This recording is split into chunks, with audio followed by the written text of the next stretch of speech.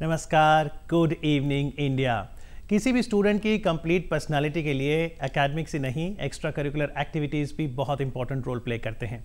यदि आप दिल्ली विश्वविद्यालय में एक्स्ट्रा करिकुलर एक्टिविटीज़ यानी ECA के माध्यम से दाखिला लेना चाहते हैं तो कौन सी बातों का आपको ध्यान रखना होगा, आज के अंक के दूसरे भाग में हम बातचीत करेंगे। आप हमें फ़ोन कर सकते हैं इस नंबर पर और सवाल भी पूछ सकते हैं। 23097532 हमारे स्टूडियो का नंबर है। दैट्स 23097532, दिल्ली का STD कोड 011। साथ ही जानेंगे कि दिल्ली विश्वविद्यालय में जो इवनिंग कॉलेजेस हैं उनमें दाखिला लेना हो तो वो कितना अच्छा ऑप्शन रहेगा। इसके अलावा कार्यक्रम के पहले भाग में हम योग को संपूर्ण रूप से जानने की कोशिश करेंगे। और जहाँ तक योग की बात है तो स्वामी विवेकानंद ने भी, चाहे ज्ञान योग हो या ध्यान योग हो, उसे न केवल भारत बल्कि विश्व पटल में पहचान दिलाई। तो आइए सबसे पहले इसी महापुरुष के सकारात्मक विचारों से कार्यक्रम का आगाज करते हैं।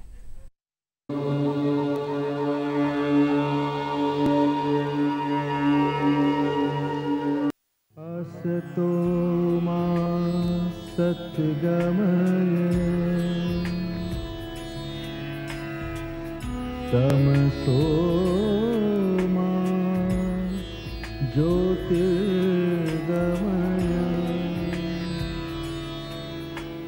मृत्योर्मा अमृतं गमय अमृतं गमय।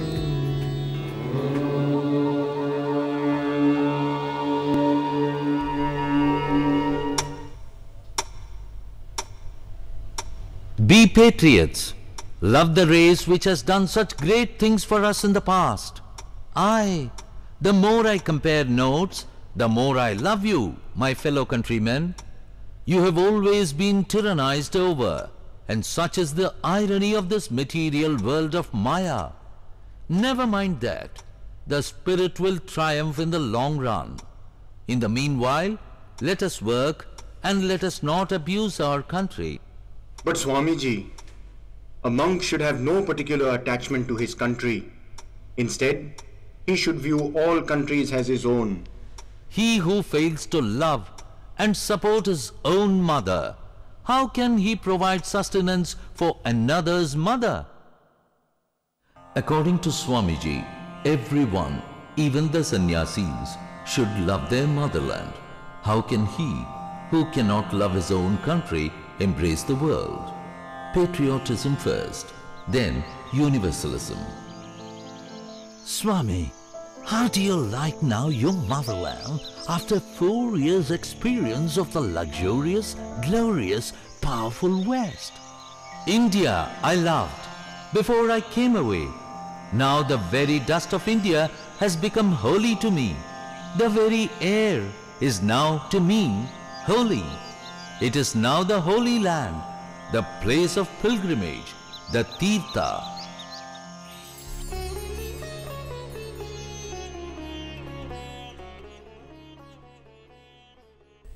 Good evening India. भारत की पहल पर संयुक्त राष्ट्र ने 21 जून को अंतर्राष्ट्रीय योग दिवस घोषित किया है, लेकिन बहुत ज़रूरी है कि हम योग को समग्र रूप से समझें और सवाल उठता है कि हम सभी अपने व्यवहारिक जीवन में योग को कैसे अपनाएं। आइए इसी विषय पर बातचीत करते हैं। गुड इवनिंग इंडिया के इस कार्यक्रम में हमारे साथ हैं दो खास मेहमान। स्वागत करना चाहेंगे डॉक्टर शशि भूषण का। बहुत बहुत स्वागत है डॉक्टर साहब। आप डायरेक्टर हैं इंटरनेशनल योग सोसाइटी गाजियाबाद के, और साथ ही doctor Rajkumar Yadav, professor physiology, AIIMS से। आपका भी स्वागत है। डॉक्टर शशि भूषण मिश्रा, आपसे शुरू करेंगे। जो हमारा व्यवहारिक जीवन है, रोजमर्रा की जिंदगी है, उसमें हम योग को कैसे अपनाएं? योग पूरी तौर से व्यवहारिक विज्ञान है और इसको हर व्यक्ति, हर उम्र के, हर स्थान के और हर क्षेत्र में जो व्यक्ति है वो सभी लोग अपना सकते हैं। व्यवहारिक जीवन हमारा जो है वो विभिन्न प्रकार के कर्मों में संलग्न है। विभिन्न प्रकार से हम एक्शन रिएक्शन करते हैं, हमारे अंदर बहुत तरह की भावनाएं उठती हैं, हम रोज़ दिन कोई ना कोई संकल्प करते हैं, कहीं ना कहीं हम अपने नॉलेज या ज्ञान को लगाते हैं।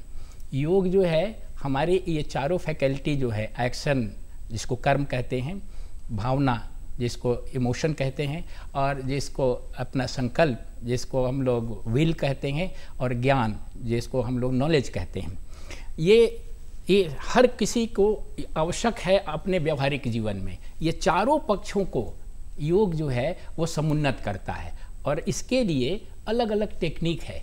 कर्म पक्ष को समुन्नत करने के लिए निष्काम कर्मयोग की अभ्यास करना पड़ता है, और उसमें कुछ टेक्निक है व्यवहारिक जीवन में जो हम बहुत कम समय में यहाँ नहीं बता सकते हैं, केवल आपको वर्ड्स आई एक व्यू देना चाहते हैं संक्षेप में। और उसी तरह से अपने भावना को उत्पन्न करने के लिए, विकसित करने के लिए भक्ति योग का अभ्यास करना पड़ेगा और व्यवहारिक जीवन में उसे लाना पड़ेगा। उसी तरह से ज्ञान पक्ष को समन्वित रूप से विकसित करने के लिए ज्ञान योग का अभ्यास अपने व्यवहारिक जीवन में करना होगा, और संकल्प पक्ष को दृढ़ करने के लिए राजयोग का अभ्यास करना। जी, तो ये तो 4 मोटे तौर पे पक्ष हुए जो योग की परिधि में आते हैं। आपसे यदि जाने डॉक्टर यादव, आप तो all India institute medical sciences के इंटीग्रल हेल्थ क्लिनिक के हेड हैं, तो क्या आप भी योग को साइंस ही मानते हैं या ये कला है, और किस तरह की रिसर्च हुई है इस पर? जी, योग हमारा सबसे अच्छी चीज़ है कि योग हमारे देश का है और 5000 सालों से ज़्यादा से है। अभी हमारे प्रधानमंत्री श्री मोदी जी ने के अथक प्रयास से हम लोग 21 जून को इंटरनेशनल योग डे मनाने वाले हैं। ये सारे हमारे अचीवमेंट्स हैं, लेकिन जो योग में एक सबसे ज़्यादा मिसिंग पार्ट है वो है साइंस। योग में साइंस कितनी है या साइंटिफिक एविडेंस कितना है। Being at all India Institute of Medical sciences, हम लोग क्योंकि एविडेंस बेस्ड मेडिसिन पे बिलीव करते हैं, सो एविडेंस बेस्ड योग रिसर्च कितनी है। और अगर हम पिछले कुछ सालों का रिकॉर्ड देखें तो आपको पहला एक साइंटिफिक एविडेंस 1927 में मिलेगा, और हमारे देश में सबसे पहला एक जो गुड साइंटिफिक रिसर्च हुई थी वो हमारे ही All India Institute of Medical Sciences से हुई थी 1960s में। तो 1927 में वो रिसर्च भी भारत में ही हुई थी? वो हुई थी, लेकिन वो एक्चुअली एक तरह का डॉक्यूमेंटेशन था, रिसर्च उतनी नहीं थी, डॉक्यूमेंटेशन था। लेकिन जो पहली गुड साइंटिफिक रिसर्च है वो हमारे all India Institute of Medical Sciences से हुई है 1960s में। प्रोफेसर BK आनंद एंड उनकी टीम ने उस समय कुछ योगीज पे EEG करने की कोशिश करी। EEG एक ऐसी रिकॉर्डिंग है जिससे हम ब्रेन की एक्टिविटीज़ को जानने की कोशिश करते हैं। तो जब मान लीजिए, सबसे पहले मैं आपसे जानना चाहूँगा डॉक्टर मिश्रा, एक वर्ड आता है मेडिटेशन, एक स्पिरिचुअलिटी, दोनों में क्या अंतर है? मेडिटेशन स्पिरिचुअलिटी का अंग है। स्पिरिचुअलिटी एक बड़ा संदर्भ है जिसमें ध्यान, मेडिटेशन का मतलब ध्यान है, उसका एक अंग है। स्पिरिचुअलिटी में बहुत सारे चीज़ आ जाती हैं। हम कैसे बोलते हैं, कैसे भावना करते हैं, कैसे एक्शन करते हैं, और हमारे एटीट्यूड्स क्या हैं, और मन को कैसे हम कंट्रोल करें, अपनी इंद्रियों को कैसे कंट्रोल करें, अपने वाणी को कैसे कंट्रोल करें, वो सब स्पिरिचुअलिटी के अंदर आता है। और योग को कई बार जब हम सिर्फ आसन के रूप में देखते हैं वो ठीक नहीं, उसमें ध्यान, मेडिटेशन का एक बहुत बड़ा कंपोनेंट रहेगा। ये आसन जो है राजयोग का, हठ योग आसन जो है हठ योग के अंतर्गत आता है। हठ योग राजयोग का एक पार्ट है। राजयोग संपूर्ण योग का एक अंश है। तो योग का अर्थ जो है उसमें भक्ति योग, कर्म योग, ज्ञान योग, राजयोग, ये सारे समाहित हैं। तो डॉक्टर साहब, जब मेडिटेशन कोई करता है और विज्ञान ने जब उसे EEG जैसा आपने कहा, जो भी यंत्र हमने अपनाया, उसमें क्या पाया, क्या फर्क पड़ता है? जी, जैसा मैंने बताया, हम लोगों ने एम्स में योग में रिसर्च करने की कोशिश करी और इसकी शुरुआत 1960s में हुई थी।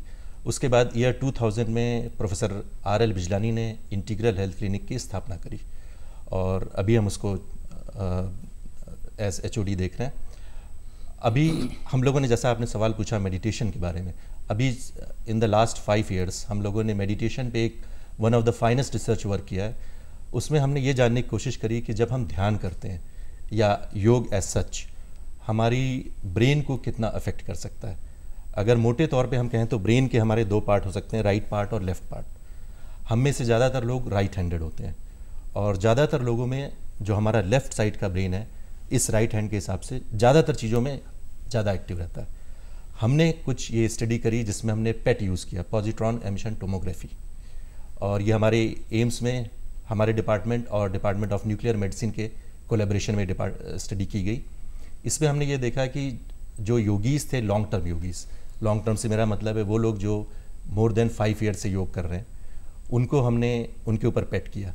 वो सारे राइट हैंडेड योगीज़ थे, और उसमें हमने ये देखा कि ज़्यादातर राइट हैंडेड और राइट साइड का ब्रेन हाइपर एक्टिव है। तो यानी कि हमारा जो अपना कंक्लूजन आया इससे, योग या मेडिटेशन से हम अपने ब्रेन की एक्टिविटीज़ को चेंज कर सकते हैं। यानी अब साइंस भी मांगती है, डॉक्टर्स भी मानते हैं, और जो फिलोसफिक फिलॉसफी वाले लोग हैं जो वो जी। कह रहे हैं, दोनों में ये एक कॉमन बिल्कुल। ग्राउंड तो है। ये हम लोगों ने साइंटिफिक एविडेंस अभी हम लोग की रिसेंट स्टडी है और जिसको हमने लोगों ने अभी जी। पब्लिकेशन के लिए भेजा। और कौन से पहलू हैं योग के बारे में डॉक्टर मिश्रा जिनका लाभ हम सभी ले सकते हैं? सबसे पहली बात तो ये है कि हम हर व्यक्ति सुख, शांति और संतोष चाहता है, आनंद चाहता है। जी। हर व्यक्ति, चाहे कोई भी व्यक्ति हो, किसी भी उम्र का हो, स्टूडेंट हो, बिजनेसमैन हो, गृहिणी हो या कोई भी काम करता हो, हर कोई अपने लिए आनंद की खोज में है, इसीलिए वो काम करता तो है। कहाँ मिलता है ये आनंद? ये आनंद, वही योग इस बात को बताता है कि आनंद जो है वो जब आप योग के रास्ते पर चलेंगे और योग की गहराई में जाएंगे तो आपको ऐसा, ये बाकी सांसारिक आनंद जो है वो क्षणिक और ट्रांजिटरी है, क्षणभंगुर है, वो कंप्लीट आपको फुलफिलमेंट नहीं देता है। योग कहता है कि अगर आप इस रास्ते पर चलेंगे तो आपको परमानंद की प्राप्ति होगी, जो कि भूमा एक एब्सोल्यूट स्टेज है चेतना का। उस अवस्था में जब आप पहुंच जाएंगे तब भूमा की उपलब्धि हो जाएगी। डॉक्टर यादव थोड़ा बताइए, जैसा आपने कहा कि अखिल भारतीय आयुर्विज्ञान संस्थान में इंटीग्रल हेल्थ क्लिनिक है, वहाँ ओपीडी में किस तरह की समस्याएं लेके आते हैं पेशेंट्स और फिर आप कैसे ट्रीट करते जी हैं? जी बिल्कुल। अभी जैसा डॉक्टर मिश्रा कह रहे थे कि आनंद जी। की प्राप्ति होती है, ज़्यादातर लोग कहते हैं कि योग से एक रिलैक्सेशन मिलता है। इसको हम लोगों ने साइंटिफिकली प्रूव करने की कोशिश करी। तो हमने कुछ स्ट्रेस के बायोमार्कर्स होते हैं, तो हमने कुछ लोगों पे इसको टेस्ट किया, उनका ब्लड लिया, हमने खून लिया और उसमें कुछ स्ट्रेस के बायोमार्कर्स जैसे कि कॉर्टिसोल, उसको हमने मेज़र करने की कोशिश करी और ये देखा कि योग करने के बाद यूजुअली कॉर्टिसोल का लेवल कम हुआ, यानी कि उनका स्ट्रेस कम हुआ, यानी कि जो भी डॉक्टर मिश्रा ने कहा आपको ज़्यादा अच्छा लगा। तो ये प्रमाणित है कि योग से हम तनाव मुक्त हो सकते हैं, तनाव को कम कर सकते हैं और डिपेंडिंग ऑन आप कितना योग करते हैं उस हिसाब से आपका डेफिनेटली तनाव कम होगा। ये एक तरीका था। एक और हम लोगों ने बायोमार्कर यूज़ किया, उसका नाम है बीटा एंडोर्फिन। बीटा एंडोर्फिन को आप मोटे तौर पे यूँ समझ सकते हैं कि एंटी स्ट्रेस बायोमार्कर है। तो जिन लोगों ने योग किया उसमें हमने पाया कि बीटा एंडोर्फिन का लेवल बढ़ गया। तो इससे भी हमें पता चलता है कि योग करने के बाद स्ट्रेस कम हुआ। तो ये हमने उसको साइंटिफिक एविडेंस देने की कोशिश की। जी, ये तो रहे साइंटिफिक आउटकम्स, लेकिन जब बड़ा सवाल कोई व्यक्ति अपने आप से पूछता है, अध्यात्म की जब बात होती है, हु एम आई, आखिरकार मैं कौन हूँ, तो ये मैं कौन है डॉक्टर मिश्रा? हाँ, ये बहुत अच्छा सवाल आपने पूछा कि इसका उत्तर भी दिया गया है। हु एम आई, ये क्वेश्चन है, फिलोसफिकल क्वेश्चन है और इसका उत्तर भी है। जो 4 महावाक्य हमारे फिलॉसफी में, योग फिलॉसफी में है, एक महावाक्य इसी का उत्तर है, अहम ब्रह्मास्मि। मैं, हु एम आई का उत्तर जो है योग कहता है मैं ब्रह्मन हूँ, ब्रह्म हूँ। ब्रह्म का मतलब क्या? Absolute self. एक यहाँ क्या है कि यूनिवर्सलिटी ऑफ एनर्जी है। एक यहाँ समस्त ब्रह्मांड में एक ही सत्ता है, एक ही शक्ति है जो सब जगह व्याप्त है और हर चीज़ उसी पर आधारित है, उसी से निकली हुई है। तो इस प्रश्न का उत्तर कि मैं कौन हूँ, अंत में यहीं जाके टिकता है कि मैं ब्रह्मन हूँ, आई एम एब्सोल्यूट सेल्फ, मैं आत्मन हूँ। ये योग का अंतिम सत्य है और अंतिम वाक्य है। ये तो फिलोसफिकल नोट की परिभाषा रही। डॉक्टर्स क्या कहते हैं इसमें? डॉक्टर्स क्योंकि योग में क्योंकि फिलॉसफी भी है, योग में आर्ट भी है और योग में साइंस भी है, और हम लोग पर से एंड हम लोग साइंस की ज़्यादा बात करते हैं एंड वो भी एविडेंस बेस्ड साइंस की बात करते हैं। तो अभी और कौन से, जैसे आपने कहा कुछ तो आउटकम सामने आए हैं जी। कि चाहे हृदय संबंधी रोग हो, स्ट्रेस की आपने बात करी, यहाँ पर साइंस और फिलॉसफी मिल गई, लेकिन कहाँ पर है जहाँ पर अभी भी साइंस सवाल निशान लगाती है, जिस पर रिसर्च हो रही है? जी, सबसे ज़्यादा मैंने जैसे बताया कि अभी योग का साइंटिफिक बेसिस क्या है, इसमें अभी बहुत, या साइंटिफिक एविडेंस क्या है, वो बहुत कम है। तो वो हम लोग डेफिनेटली कोशिश कर रहे हैं कि ज़्यादा से ज़्यादा आ सके, ताकि हम इसको ज़्यादा से ज़्यादा साइंटिफिक लैंग्वेज में भी बात कर सकें। उसका एक अभी छोटा सा और मैं आपको एग्जांपल बताऊं। अभी हम लोग एक और रिसर्च कर रहे हैं, जैसा कि हमने अभी बताया था, क्वालिटी ऑफ लाइफ, या आपको अच्छा लगता है तो क्वालिटी ऑफ लाइफ में इम्प्रूवमेंट होता है। उसमें अभी हम लोगों ने एक रिसेंट रिसर्च हमारी चल रही है, उसमें हमने स्पर्म डीएनए, स्पर्म यानी कि हमने कुछ लोगों के सीमेन लिए और उनके स्पर्म डीएनए में देखा, योग करने से इवन स्पर्म डीएनए की क्वालिटी में इम्प्रूवमेंट पाया। फर्टिलिटी के लिए भी अच्छा होगा। जी, this is very good for the fertility also. सबसे इम्पॉर्टेंट था, जैसे कि कुछ, हम एक केस आपको उदाहरण में दूंगा, एक का डीएनए फ्रेगमेंटेशन इंडेक्स 36% था बिफोर योग। योग करने के बाद 3 महीने पे वो अराउंड 30% हो गया और 6 महीने के बाद करीब 23% पे आ इसका गया। मतलब इंस्टेंट रिजल्ट किसी को नहीं मिलेंगे, जिसने भी फायदा लेना है योग का जी, वो 3 से 6 क्योंकि महीने ये हम नियमित- डीएनए लेवल पे अब बात कर रहे हैं। हम योग का इफेक्ट दे सकते हैं कि आपका कैसा लग रहा है, आपको कैसा फील हो रहा है, फिर ये तो हुआ ओवरऑल बॉडी पे, सेल लेवल पे कैसा लग रहा है, जीन्स लेवल पे कैसा लग रहा है। तो ये हम लोग ने डीएनए लेवल पे बात किया है और इसमें हम लोग प्रोफेसर रीमा दादा के साथ ही हम काम करते हैं और I think this is one of the finest work जो आगे आके हमें और इसको डिटेल में बता सकेंगे। जी बिल्कुल। और अंतर्राष्ट्रीय योग दिवस की अगर बात करें, जिससे भारत ही नहीं बल्कि पूरा विश्व 21 जून को मनाएगा, वहां पर सुबह 7 बजे से लेकर 7:35 तक 35 मिनट का प्रोटोकॉल बना है, जिसमें शुरुआत तो प्रार्थना से होगी, फिर कुछ चालन क्रियाएं हैं, लूजनिंग एक्सरसाइज, और तीसरे नंबर पर हैं आसन। तो थोड़ा आसन के बारे में बताइए, कौन कौन से आसन हैं जो हम अपने योग अभ्यास में ज़रूर शामिल करें? इसके पहले 1 मिनट मैं कहना चाहूँगा, आपने साइंस के बारे में भी बात की कि कौन से चीज़ें हैं जहाँ साइंस अभी वहाँ योग के चीज़ों को प्रूव करना है। यहाँ इस बात को बहुत आवश्यक है जानना कि साइंस एक डेवलपिंग प्रोसेस में है। साइंस के जो इंस्ट्रूमेंट्स हैं, जो तरीके हैं जिससे कि बहुत सारी चीज़ों को हम जान सकते हैं, वो जब तक वो इवॉल्व नहीं होंगे तब तक योग के हर उसके जो इफ़ेक्ट है उसको वो जान नहीं सकता है। क्योंकि योग जो है अल्टीमेट तक बात करता है, वहाँ कोई चीज़ नई नहीं आने वाली है। ए से लेके जेड तक योग में सब चीज़ जानी हुई है, लेकिन साइंस अभी ABCD करके अभी बढ़ रहा है। अगर हो सकता है कि जैसे मैंने कहा एब्सोल्यूट सेल्फ क्या है, ब्रह्मन क्या है, मन क्या है, वो साइंस के इंस्ट्रूमेंट्स अभी उस तरह के नहीं हैं जो उसको गौज कर सकें। इसलिए हर चीज़ आज ही के डेट में साइंस प्रूव कर दे ये संभव नहीं है, लेकिन वो होगा। आगे होगा। तो थोड़ा आसन के बारे में बताइए। आसन के बारे में ये कहा कि बहुत सारे आसन करने की जरूरत नहीं है। कुछ सिंपल से आसन जो है, खड़े आसन जो है, जैसे आप सूर्य नमस्कार कर सकते हैं जी, और आप जो हैं कुछ ताड़ासन कर सकते हैं, कुछ खड़े होकर के आप आसन करके, कुछ बैठ करके आसन कैसे करना है, वज्रासन कर सकते, सिंपल आसन है जो कि बच्चे भी कोई बूढ़े व्यक्ति भी कर सकते हैं। वज्रासन कर सकते हैं, सुप्त वज्रासन कर सकते हैं। इसके साथ साथ जो है थोड़ा सा लेट करके 2-3 आसन करना है, जैसे सर्वांगासन करना है, पश्चिमोत्तान आसन करना है। उसके बाद उल्टे लेट करके कुछ आसन करने हैं, जिसमें धनुरासन है, भुजंग आसन है, शलभ आसन है, ये सिंपल आसन और ये शशांक आसन। हाँ, ये तो डॉक्टर यादव, क्योंकि आप फिजियोलॉजी के प्रोफेसर हैं और फिजियोलॉजी यानी शरीर की क्रियाएं, तो इन आसन को आप किस नज़र से आंकते हैं? ये आसन शरीर की नज़र से अगर देखें या हमारी जो शारीरिक क्रियाएं हैं उसके हिसाब से काफ़ी अच्छे लगते हैं। कई बार हमसे ये लोग पूछते हैं कि अगर कोई जिम जाना चाहे तो जिम में और इसमें क्या फ़र्क है? जी, तो ये एक बड़ा कॉमन क्वेश्चन है जो हम लोग अक्सर फेस करते हैं। जिम एक तरह से हम लोगों ने बनाया है, लेकिन ये आसन ऐसा लगता है जो ज़्यादा नेचुरल लगते हैं, ज़्यादा सरल हैं और ओवरऑल बॉडी के साथ ज़्यादा फिट बैठते हैं। तो फिजियोलॉजी की दिशा से भी ये एडवाइजेबल हैं, Yes. जिम से बेहतर हैं, ऐसा लगता है। तो जैसे जिम में सिर्फ बॉडी की बात होती है और इंटीग्रल हेल्थ क्लिनिक अब माइंड और मेडिटेशन की बात भी कर रहा है जी, तो क्या अब जो ट्रेडिशनल कहते थे फिलोसफर्स और मॉडर्न साइंस भी अब माइंड मेडिटेशन को मानने लगी है? जी हाँ, बिल्कुल। अब काफ़ी लोग इस पे मानने लगे हैं। अदरवाइज जो हमारी मॉडर्न मेडिसिन है, हम लोग जब MBBS करते हैं तो यूजुअली हम लोग को एक सिस्टम वाइज पढ़ाया जाता है। फॉर एग्जांपल जैसे गैस्ट्रोएंटरोलॉजी, तो अब हम पेट की बीमारियां देखेंगे, कार्डियोलॉजिस्ट अब हम दिल की बीमारियां देखेंगे, इस तरह से।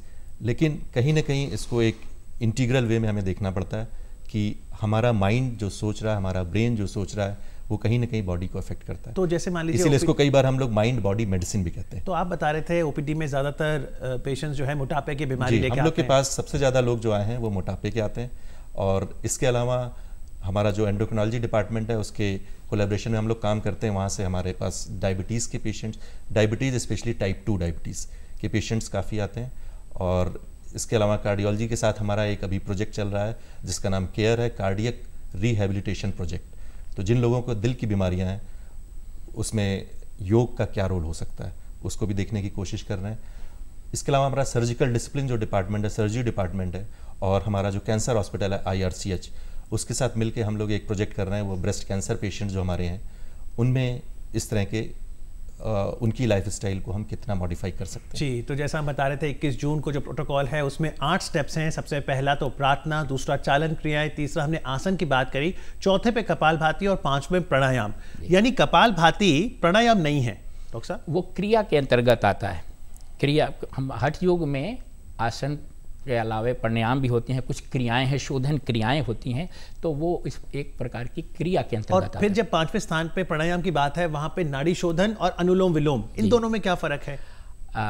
अनुलोम विलोम प्राणायाम में कुंभक नहीं होता है। मतलब प्राणायाम में 3 स्टेज होते हैं। एक तो सांस लेते हैं, फिर सांस रोकते हैं। सांस लेने का जो स्टेज है उसको हम लोग कहते हैं पूरक, सांस रोकने का स्टेज को कहते हैं कुंभक, और सांस छोड़ने के स्टेज को कहते हैं रेचक। अनुलोम विलोम प्राणायाम में आप लेफ्ट साइड को बंद करते हैं, राइट साइड को बंद करते हैं और लेफ्ट साइड से सांस लेते हैं, और सांस लेने के बाद तुरंत सांस को बिना रोके हुए राइट साइड से छोड़ देते हैं। तो उसमें कुंभक नहीं है? कुंभक नहीं है। और नाड़ी शोधन में कुंभक भी है, और एक खास रेशियो में उसका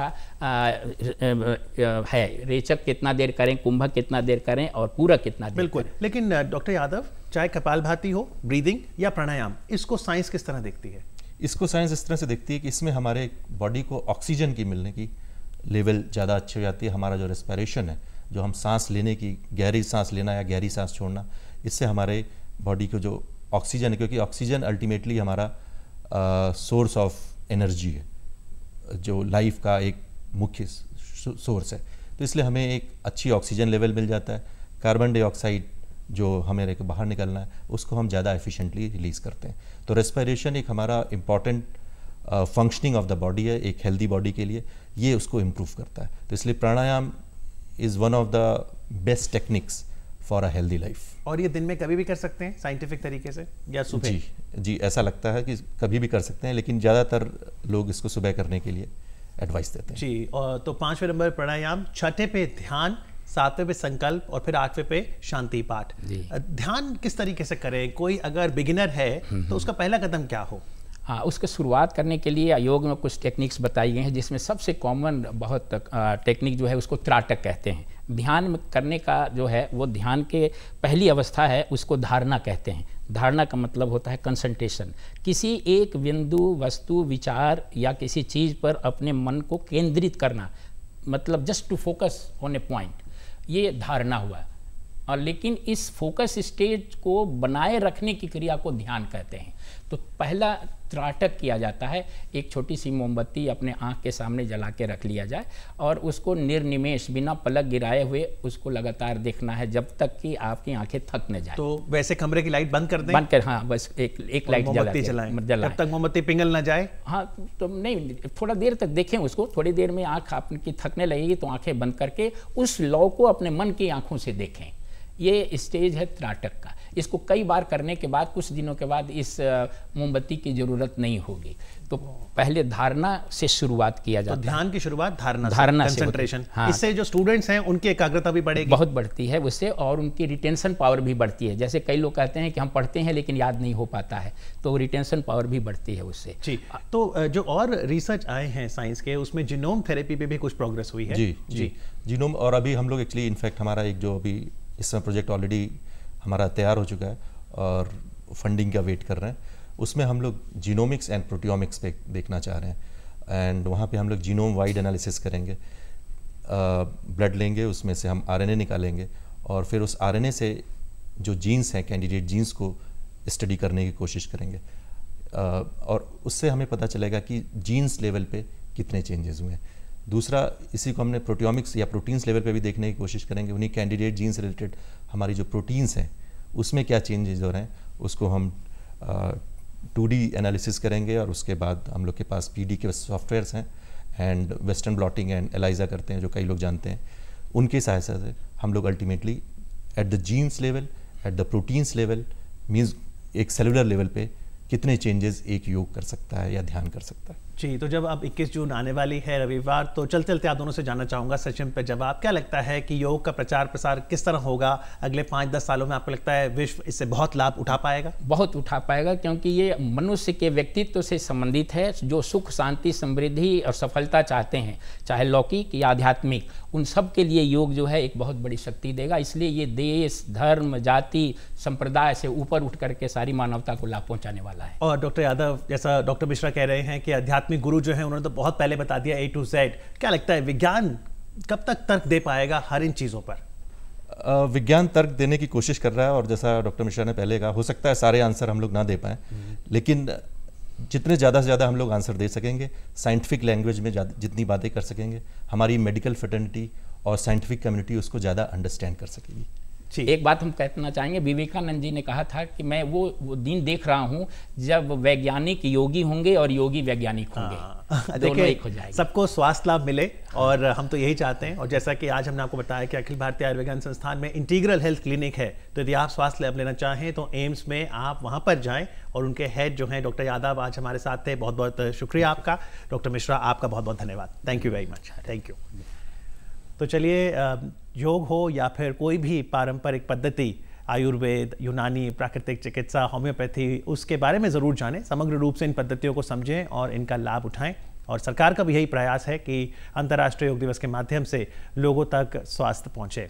बात अगर केंद्र सरकार की अन्य योजनाएं की करें तो प्रधानमंत्री मुद्रा योजना खासतौर पे उन लोगों के लिए बहुत ही लाभकारी होगी जो कि लघु उद्यम बनाना चाहते हैं। और आइए इस कैप्सूल में जानने की कोशिश करते हैं कि इस मुद्रा योजना के अंतर्गत किस तरह के लोन्स उपलब्ध हैं।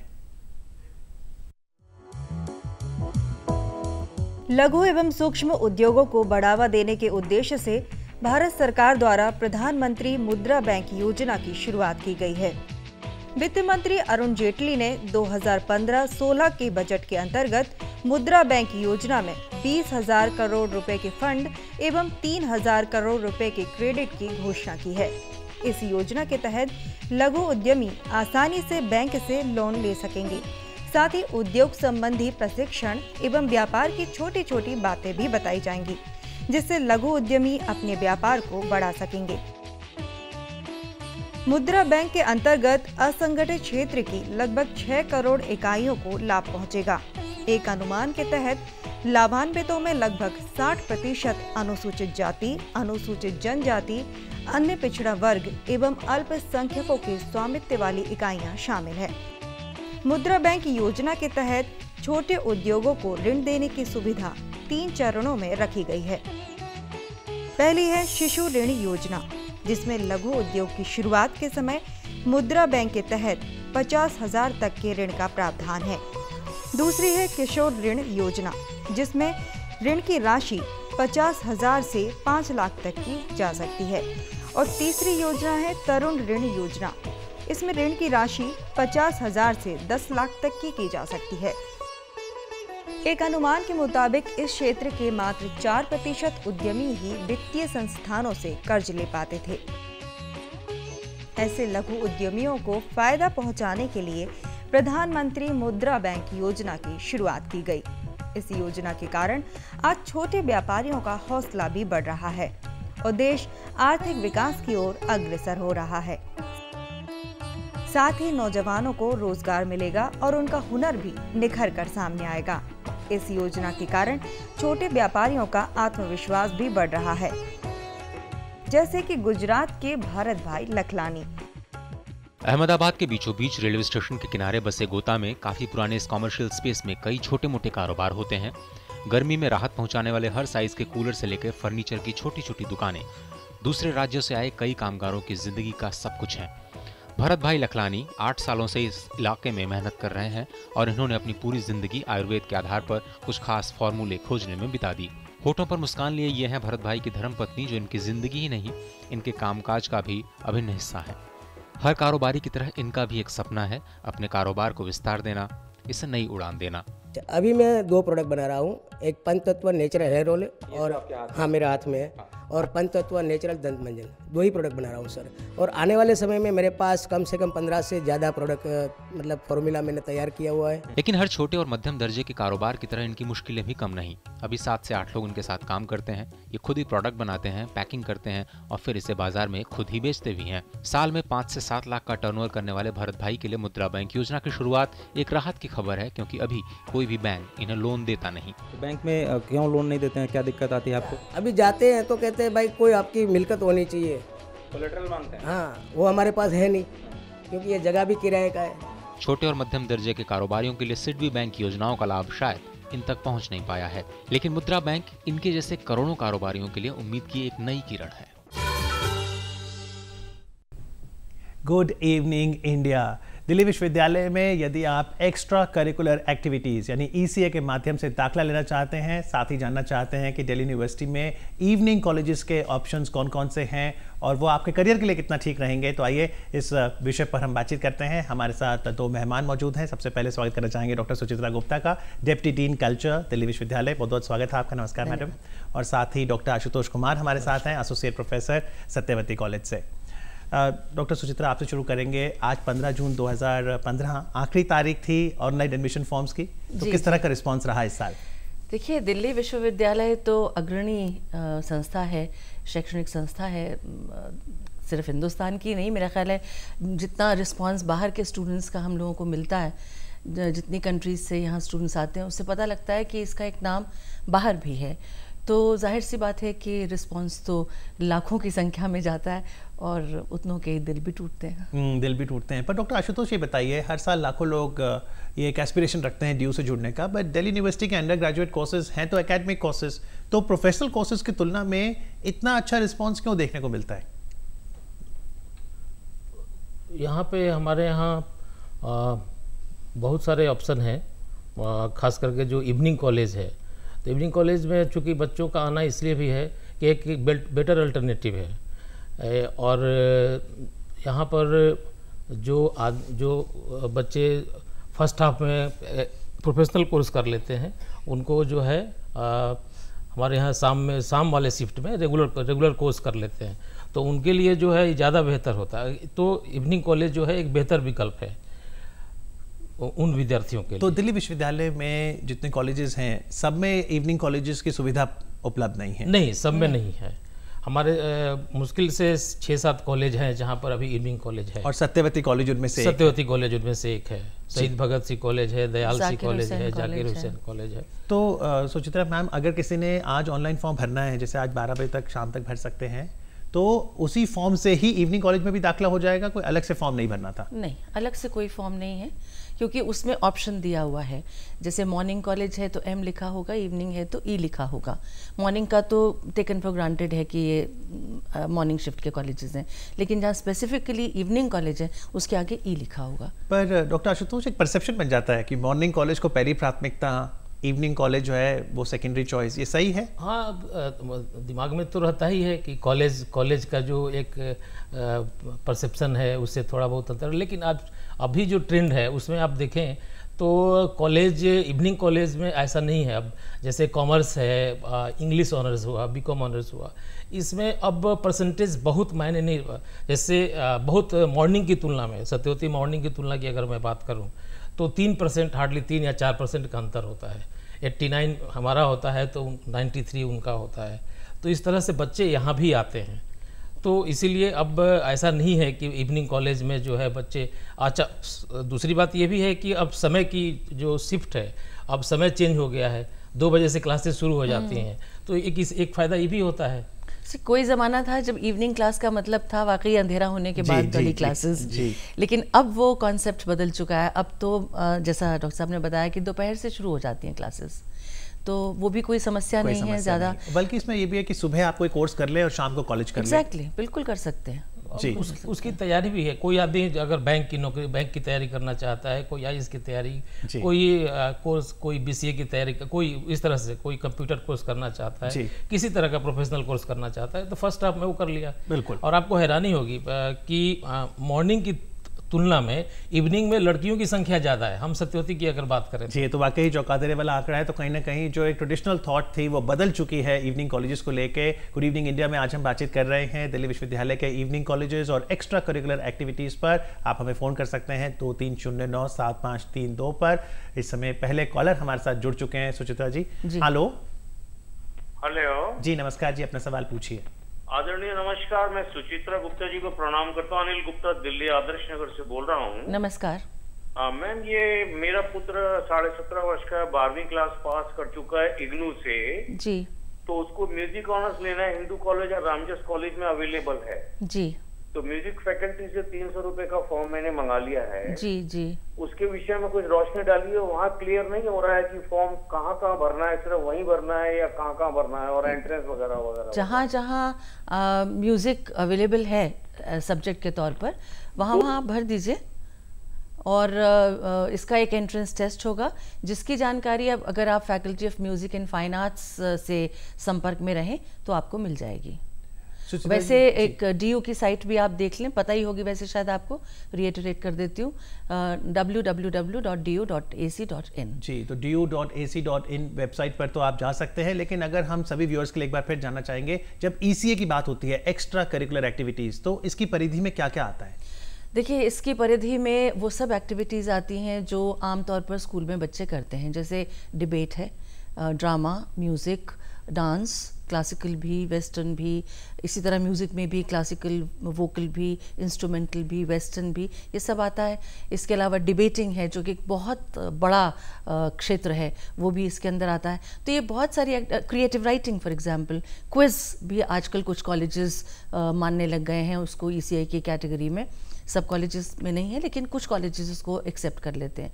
क्रिएटिव राइटिंग अपने आप में एक बहुत बड़ा क्षेत्र है। तो ये सारी एक्टिविटीज़ जो हैं ये इस ECA कैटेगरी के अंदर। और क्या नहीं आता है डॉक्टर आशुतोष? स्पोर्ट्स अलग है, स्पोर्ट्स ECA में नहीं है। जी नहीं, स्पोर्ट्स अलग है। तो स्पोर्ट्स के लिए अलग प्रावधान, उसको ECA से स्टूडेंट्स देखिए, मैं आपको बताऊं, यूनिवर्सिटी ने प्रावधान किया है कि किसी भी कॉलेज में एडमिशन का 5% हिस्सा ECA और स्पोर्ट्स के बीच में बांटा जाएगा। अब ये कॉलेजेस आपस में तय करते हैं, कॉलेज खुद आपस में तय कर लेते हैं बैठकर, स्पोर्ट्स वाले और ECA वाले, कि आप कितना परसेंटेज लेंगे, हम कितना लेंगे, 3, 2, 2.5 जैसे भी ज़रूरी होता है उसको बांट लेते हैं। तो 5% अनिवार्य तौर पर आपको करने हैं एडमिशन। अगर आप ECA नहीं करते तो 5% पूरा स्पोर्ट्स हो जाएगा। ये भी कॉलेज ही तय, ये भी कॉलेज तय करता है कि उसको ECA रखना है कि नहीं रखना, स्पोर्ट्स रखना है कि नहीं रखना, फैसिलिटीज़ पर और कई बहुत सारे ऐसे मुद्दे हैं जिनकी वजह से कई जगह पर ECA नहीं होता। जी, तो जैसे आप सत्यवती कॉलेज का एग्जाम्पल लें, तो जो बच्चे जिन्होंने आज फॉर्म भर दिया, अब आगे की प्रक्रिया क्या रहेगी ECA को लेकर? देखिए, मैं यहाँ एक बात क्लियर कर दूँ, सॉरी आपको इंटरप्ट कर रही हूँ। ECA का फॉर्म अलग से भरना है। ECA का अलग फॉर्म है? जी हाँ, वो जो ऑनलाइन फॉर्म या ऑफलाइन फॉर्म है OMR, उसका इससे कोई लेना देना नहीं है। तो बच्चों ने OMR के साथ साथ वो भी ECA भर दिया होगा? उम्मीद करते हैं कि जो ECA के माध्यम से आना चाहते हैं, उन्होंने अलग से इंडिविजुअल कॉलेज में जाकर, या उनका कोई अगर ऑनलाइन फॉर्म है ECA का अलग से, तो वो जरूर भरा होगा। अदरवाइज वो उसकी तारीख भी 15 तारीख ही खत्म हो रही है, उसकी भी आज ही खत्म हो रही है। तो जिन्होंने, हम मानते हैं, भर दिया ECA का फॉर्म, अब उनके लिए नेक्स्ट स्टेप्स क्या है डॉक्टर आशुतोष? वेबसाइट से उन्होंने अपलोड कर लिया। जैसे अपने कॉलेज की मैं बात करूं तो ECA का फॉर्म जो है हमारे कॉलेज की वेबसाइट पे डाला हुआ है। जो जिनको अप्लाई करना है कॉलेज के वेबसाइट पे जाएंगे, वो अपना डाउनलोड करके उसको जो है भर के उसको कॉलेज में दे देंगे। नामांकन प्रक्रिया जब शुरू होगी तो उसके 1-2 लिस्ट आने के बाद फिर वो कॉलेज जो है अपना जो है अपने वेबसाइट पे और नोटिस बोर्ड पे, दोनों पे नोटिफाई करेगा, दोनों पे लगाएगा कि हमारे यहाँ कब से ECA की नामांकन की प्रक्रिया शुरू होगी। फिर बच्चे जो है उसमें, और ये मैंडेटरी है करना। अब कुछ गाइडलाइंस बनाई हैं यूनिवर्सिटी ने ECA के एडमिशन्स को लेकर, उसमें भी ये मैंडेटरी कर दिया है कि आपको अपनी वेबसाइट पर और कॉलेज के नोटिस बोर्ड पर, दोनों जगह पब्लिक डोमेन में इंफॉर्मेशन लानी है कि ये एडमिशन्स कब से शुरू हो रहे हैं। और ये 2 स्टेजेस में होंगे, एक प्रिलिमिनरी राउंड होगा और फिर उसके बाद जो सिलेक्ट हो जाते हैं, शॉर्ट लिस्ट होते हैं बच्चे, वो फाइनल राउंड के लिए तो जैसे आप first cut off 25, second cut off 30, उस कट ऑफ का ECA से कुछ लेन देना नहीं, और आमूमन जो ट्रेंड है हम ये समझें इन दोनों एक तरह से है। अच्छा, एक तरह से है, क्योंकि पहले ये धारणा थी, और कुछ हद तक सही भी था, कि आपकी परसेंटेज कुछ भी हो, अगर आप एलिजिबल हैं, क्वालिफाइंग मार्क्स हैं आपके, तो आपको पूरा वेटेज मिल जाएगा ECA का। लेकिन पिछले कुछ वर्षों में जब से स्ट्रीमलाइनिंग हुई है, तब से ये यूनिवर्सिटी ने तय किया है कि 15% से अधिक का मार्जिन नहीं दिया जाएगा। यानी जो मार्क्स स्कोर किए हैं स्टूडेंट्स ने, उसे भी तवज्जो दी जाएगी। एकेडमिक मेरिट आपका क्या है, उस पर भी उतनी ही तवज्जो होगी। तो 15% की सीलिंग है, उससे ऊपर आप बेनिफिट नहीं देंगे। तो डॉक्टर आशुतोष, जिन्होंने ECA फॉर्म भरा है, उसमें वो क्या एक ही कैटेगरी में अप्लाई कर सकते हैं? मान लीजिए मैं गा भी सकता हूं और मैं क्रिएटिव राइटर भी हूं, तो मैं दोनों के लिए आ सकता हूं? बिल्कुल आ सकते हैं दोनों के लिए। हाँ, सर्टिफिकेट अगर आप है तो उसमें भी एक बात है कि आप ट्रायल जब देंगे तो अपनी अलग अलग कैटेगरीज के लिए अलग अलग बार आ पाएंगे। तो ऐसा नहीं है कि मैं नो सीलिंग, कि ऐसा नहीं है कि मैंने अभी ड्रामा का भी दे दिया, फिर कहा कि सर या मैम मेरा अब गाने का भी ले लीजिए, अब मेरा डांस का भी ले लीजिए। नहीं, प्रक्रिया वही रहेगी पूरी। लेकिन क्या कॉलेज भी सुनिश्चित करेगा कि एक ही दिन आप ट्रायल ना रखें, ताकि जो व्यक्ति मल्टीपल टैलेंट रखता हो उसके पास अलग अलग कोशिश होती है, कॉलेज की कोशिश यही होती है कि ताकि किसी की मतलब अगर देना चाहता है तो ऐसा है कि समय की सीमा ऐसी रखी जाए कि दूसरा कोई वंचित नहीं है। पर ये भी है कि हर कॉलेज में अभी CA ट्रायल शुरू हो जाएंगे जहाँ जहाँ ये है, तो वो भी क्लैश होता है। तो इतना हर एक कोई समझता है कि बच्चे हैं, इनको एडमिशन लेना है। तो अगर कोई बच्चा आकर, मान लीजिए मैं ही कमेटी की मेंबर हूँ और मुझसे कोई आकर कहे कि मैम मेरा दोपहर में वहाँ है, आप सुबह मुझे स्लॉट दे दीजिए, तो कमेटी की बात करके उनसे हम लोग कर लेते हैं। तो जरूरी है कि स्टूडेंट्स भी जो है संवाद बनाए रखें कॉलेज के साथ और यूनिवर्सिटी के साथ। इस समय हरियाणा से चेतन है फोन लाइन पर। हेलो जी, सवाल पूछिए। Yes, sir. I got 66.4% in OBC stream. Sir, I'm Chetan from Panipat, Haryana. Sir, I got 66.4% in art stream. Sir, मैंने फॉर्म फिल कर दिया history honours and political science honours. Sir, मैं admission हो सकता है evening college में? जी, evening college में 64%, 66% बल्कि। आजकल के जो मार्क्स हैं वो मार्क्स को देखते हुए ऐसा नहीं कहा जा सकता है, पूरी गारंटी कोई नहीं दे सकता है। गारंटी तो 95 पे भी कि इवनिंग कॉलेज में नामांकन है। अपनी बारी की प्रतीक्षा करें। हो सकता है कि शायद मतलब तीसरी या चौथी लिस्ट अगर आती है इनकी तो ये एलिजिबल हो सकते हैं एडमिशन के। लेकिन 66% एकेडमिक्स में, साथ में अगर कोई ECA में भी अच्छा ये हुनर रखते हैं तब ये चांस बन सकते नहीं, तब देखिए ना, तब जो कॉलेज निकालेगा मेरिट लिस्ट, जो परसेंटेज कट ऑफ निकालेगा उससे 15% कैलकुलेट होगा ना। मान लीजिए उन्होंने निकाला ही 90% का है तो 15% उसमें ऐड जो परसेंटेज इनकी है 66 जमा 15 अगर कर भी दें तब भी समस्या रहेगी। जी, तो यानी अगर कोई एक्सेल कर भी रहा है एक्स्ट्रा करिकुलर में, विश्वविद्यालय चाहता है कि वो पढ़ाई लिखाई में भी एक हद तक अच्छा जरूर हो। देखिए, बेसिकली तो एकेडमिक इंस्टीट्यूशन है ना, बाकी हाँ ये जरूर है कि एक सामाजिक दायित्व निभाते हुए और कला के प्रति अपनी संवेदना रखते हुए हम चाहते हैं कि इस तरह के सभी बच्चे आएँ जो अच्छे हैं, और वाकई बहुत अच्छे बच्चे निकले हैं विश्वविद्यालय से जिन्होंने एक्सेल किया है इन एक्टिविटीज। बिल्कुल, दिल्ली विश्वविद्यालय के आप एलुमनस देखें तो एक से एक बहुत ही अच्छे बच्चे आगे निकले हैं। खेल में अच्छा किया है, कला की जगत में अच्छा किया है। तो ये बताइए, कॉलेज जूरी किस तरह से सिलेक्ट करती है ताकि जो ट्रायल हो उसमें जूरी भी जो है बड़े ट्रांसपेरेंट प्रोसेस से सिलेक्ट हो? ECA में 2 तरह के ट्रायल हैं, मैडम ज़्यादा मतलब अच्छे से बताएंगी। एक है जो है 25% का वो जो ट्रायल है, और 75% जो है नहीं, 25% मार्क्स हैं सर्टिफिकेट्स के लिए। आपके पास पेपर कटिंग्स हैं, आपके पास सर्टिफिकेट्स हैं, उसके 25% मार्क्स हैं, और 75% मार्क्स हैं आपके परफॉर्मेंस के। तो फिर जब ट्रायल में स्टूडेंट आएगा उसको अपने साथ कैरी करने होंगे? एग्जैक्टली, उसको अपने ओरिजिनल में ये सारे सर्टिफिकेट्स कैरी करने होंगे। हम रखता नहीं है कोई भी कॉलेज अपने पास, लेकिन हाँ उनकी स्क्रूटनी ज़रूर होती है। जो आपने सवाल पूछा कि इसका ज्यूरी ट्रांसपेरेंट कैसे हो, तो इसको भी स्ट्रीमलाइन करने का प्रयास किया है विश्वविद्यालय ने, और पूरी एक लिस्ट बनाई है जहां से आपको ज्यूरी मेंबर्स को आमंत्रित करना है। चेयरपर्सन रहेंगे प्रिंसिपल, उसके बाद जो कन्वीनर हैं एक्स्ट्रा करिकुलर कमेटी के वो रहेंगे या रहेंगी जैसी भी परिस्थिति होगी। उसके बाद एक स्टाफ एडवाइज़र भी इसमें हो सकते हैं, और कमेटी एक चुनी जाती है एक्स्ट्रा करिकुलर एक्टिविटीज़ के लिए, उसकी इसमें भागीदारी रहेगी। और ज्यूरी मेंबर्स जो संस्थाएं जैसे दूरदर्शन, ऑल इंडिया रेडियो, यहाँ के जो A ग्रेड के आर्टिस्ट हैं आप उनको बुला सकते हैं, नेशनल स्कूल ऑफ ड्रामा से बुला सकते हैं, ललित कला अकेडमी से बुला सकते हैं, साहित्य कला परिषद से बुला सकते हैं, श्री राम सेंटर से बुला सकते हैं। तो पूरी लिस्ट दी गई है। तो जिसमें हुनर है वो इस बात से भी लेकर सुनिश्चित रहें कि दिल्ली विश्वविद्यालय की गाइडलाइन है ताकि पारदर्शिता हर एक प्रोसेस में रहे। इस समय रोहिणी से श्वेता है फोन लाइन पर। हेलो जी, अपना सवाल पूछो। मेरे को क्वेश्चन पुटअप करना है कि मेरे बेस्ट 5 की 65% है जी, एंड मुझे वैसे तो English honours I will do from SOL। Okay. And if I want to get admission in DU for language course for 3 days a week, language course के लिए आपको लैंग्वेज डिपार्टमेंट्स में जाना होगा। पहले आप तय कर लें कि आप कौन सी लैंग्वेज करना चाह रहे हैं।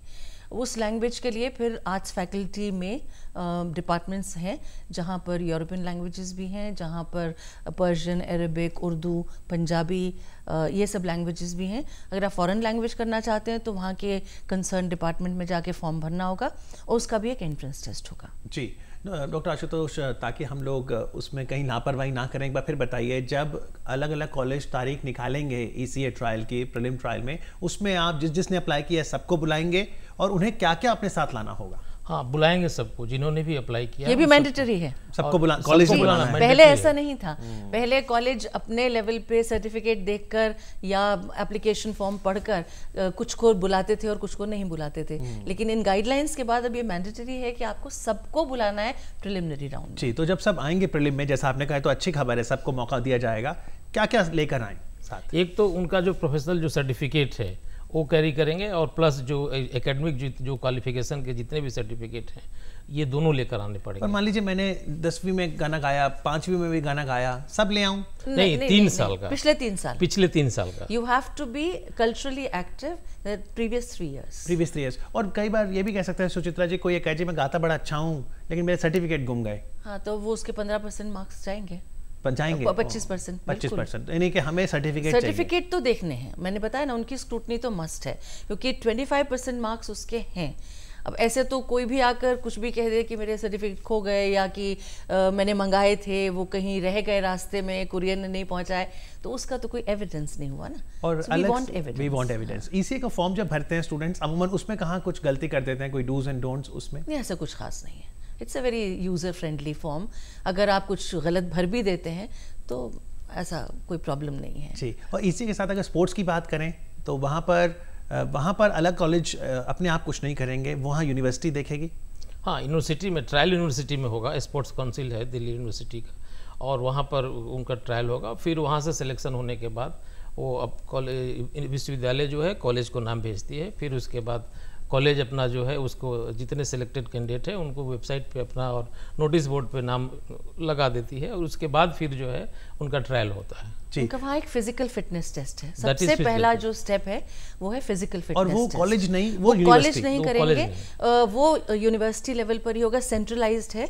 अब हो जाएगा, अभी 18 से 20 तारीख के बीच में शायद वो टेस्ट होगा, और वो पोलो ग्राउंड में होगा। If my information is not incorrect, check कर सकते हैं स्टूडेंट्स।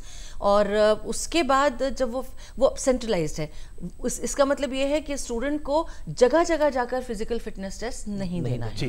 एक बार फिटनेस सर्टिफिकेट मिल गया, दैट्स इट। तो आइए रोहिणी, चलते हैं एक बार फिर से जहाँ से मनोज कुमार हैं फोन लाइन पर। हेलो। हाँ जी सर। जी मनोज जी। सर हमारे स्कूल में एग्रीकल्चर था जी, 12th क्लास में, तो सर मुझे ये पूछना है कि एग्रीकल्चर को बेस्ट 4 में जोड़ा जाता है या नहीं जोड़ा जाता?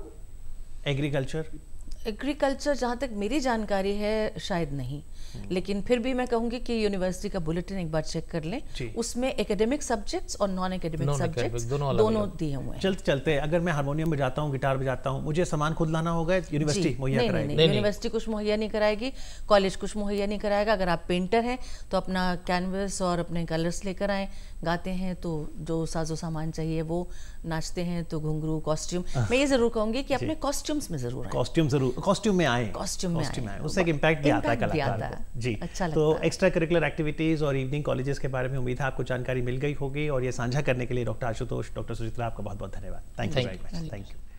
और चली है बात कल्चर की, कला की, तो चलिए लेजेंडरी सिंगर मुकेश जी को याद करते हैं, और उनकी याद में पिछले दिनों दिल्ली में एक सांस्कृतिक कार्यक्रम का आयोजन हुआ।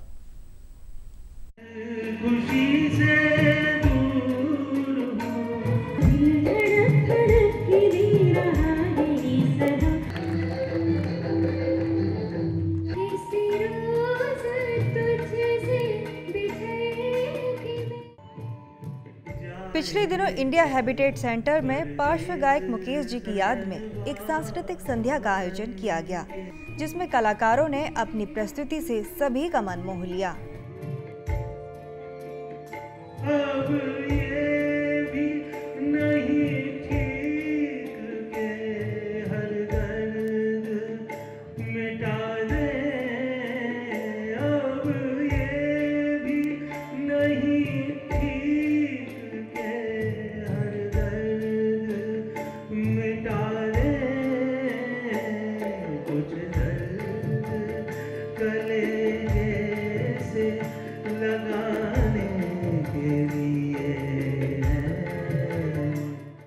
धड़क धड़क गिरी रहा है सदा तुम्हारी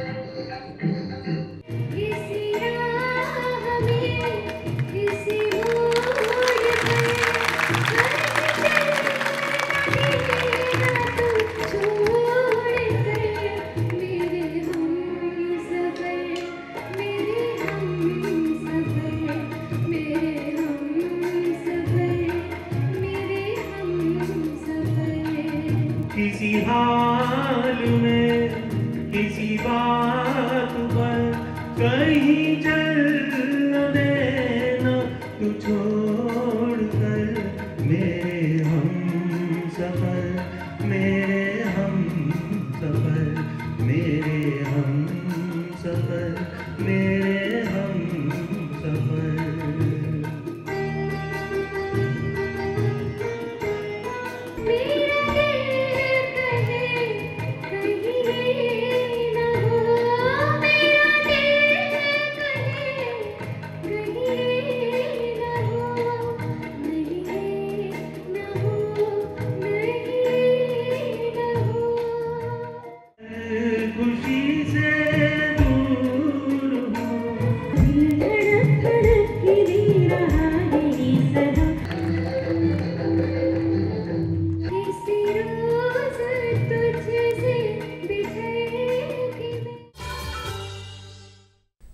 गुड इवनिंग इंडिया में अब हम आपको दिल्ली ट्रैफिक से जुड़ी एक महत्वपूर्ण जानकारी देना चाहेंगे।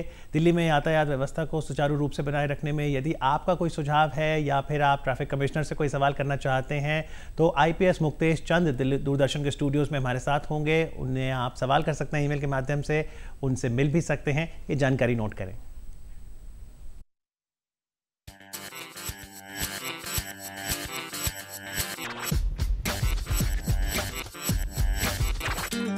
Hello Traffic Commissioner.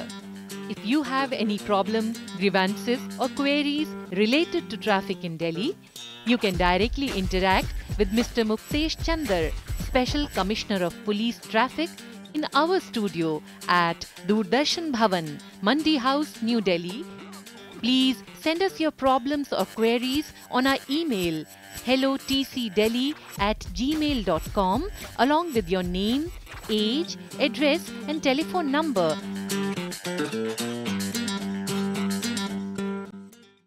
तो गुड इवनिंग इंडिया के इस अंक में बस इतना ही। अपनी सेहत का ख्याल रखिए। नमस्कार।